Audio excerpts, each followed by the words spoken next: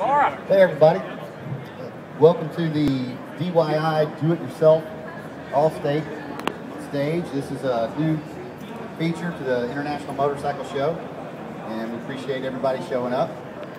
We got a really fun topic here for the next segment, and that is how to build a cafe bike.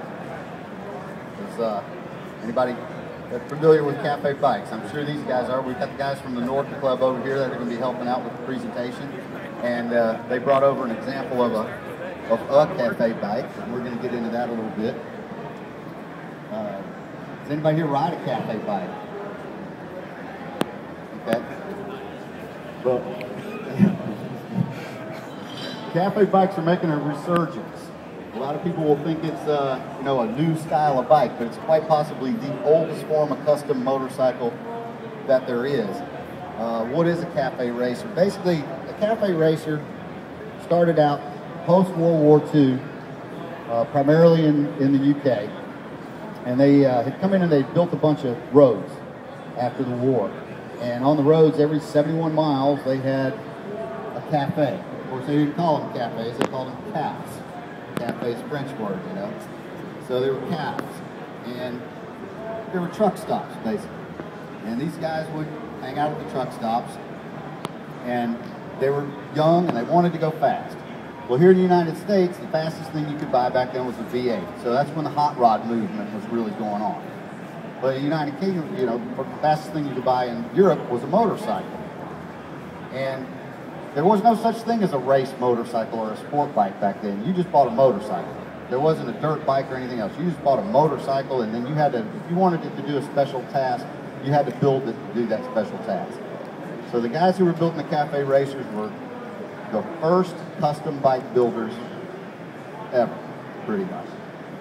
And they were like a subculture, and the guys who built the cafe bikes they called themselves the rockers. They were rockers, and their counterpart were called the mods. Okay, and the rockers rode cafe bikes, and the mods rode scooters. And the rockers wore black leather jackets, bowler helmets, and the mods wore bright colors and wide lapels and rode scooters. And it was, they were both subcultures that were kind of reaching out, and going outside the box a little bit. But they had different elements. For example, like the rockers listened to a lot of white American rock and roll music. Elvis Presley, Buddy Holly, Eddie Cochran, people like that. And the mods were listening to more rhythm and blues, even more progressive bands like the Who, the Yardbirds, and things like that, just to give you some idea of where their heads were at the time. And they partied, and they got in fights, and the fights were glamorized far more than they really probably were, but it made good news. But what they would do is they would strip the bikes down, and they would race from the A1 Cafe, which was on the M1, and they would race. They'd start a song on the jukebox, and they would try to get to a certain point and back before the song ended, or they would race to the next calf down the road, 71 miles. And the big timers were known as the Ton Up Club. Does anybody know what the Ton Up Club means? 100 miles. You could go 100 miles an hour or faster. Okay, that was a big deal. 100 miles an hour on a motorcycle back then. And on the bikes that they were using, it felt like 200 miles an hour, I'm sure, on some of this stuff. And they would strip the bikes down, similar to the bobbers in the USA, where you take off the unnecessary things, you cull the bike down to make it lighter and faster. And the ergonomics, that's when clip-on handlebars came to get into more of a race athletic position. And later on, the cafe racers started sporting some small front fairings, and a signature, rear cowling like that is pretty common. Single seat, key to the cafe racer look. But these guys were having a lot of fun, and they really had an impact on motorcycles that we ride today. And a lot of people don't realize that. But the simple approach to building a cafe racer would be to take a motorcycle and start with a relatively small, sporty, or standard motorcycle, And you put some clubman handlebars, some clip-on handlebars, or some clip-ons or clubman bars for a lower riding position. Some rear foot sets. Get your feet up off the ground for cornering, so you're not dragging your pegs. A solo seat, key. You know, these guys were not interested in carrying around their wives or girlfriends at the time. And remove any really anything extra on the bike that wasn't needed. And that's where it kind of starts. And then the advanced approach, which I'm going to call in some help over here from these guys because they've completely lost their minds on this cafe racing, and it's great. But your advanced approach is going to be, you start basically by chopping down the frame.